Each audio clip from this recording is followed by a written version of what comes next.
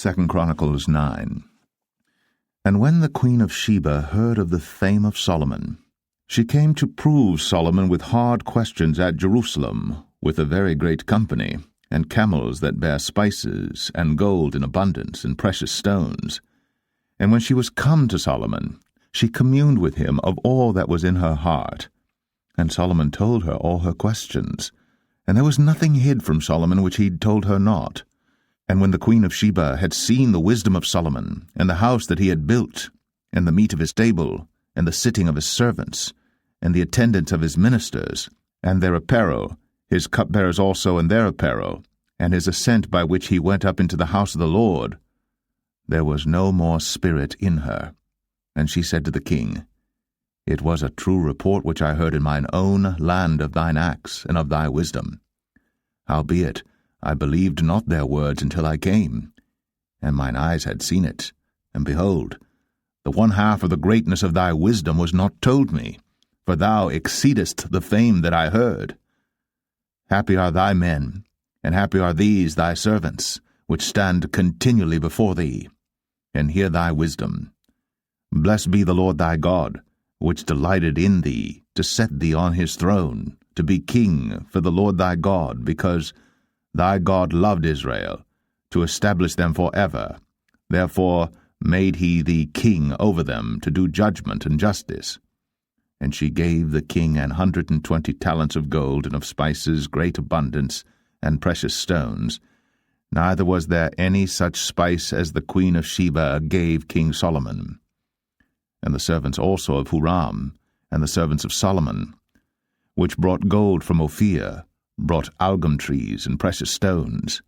And the king made of the algum trees terraces to the house of the Lord, and to the king's palace, and harps and psalteries for singers. And there were none such seen before in the land of Judah. And King Solomon gave to the queen of Sheba all her desire, whatsoever she asked, beside that which she had brought unto the king. So she turned and went away to her own land, she and her servants. Now the weight of gold that came to Solomon in 1 year was 666 talents of gold, beside that which chapmen and merchants brought. And all the kings of Arabia and governors of the country brought gold and silver to Solomon. And King Solomon made 200 targets of beaten gold.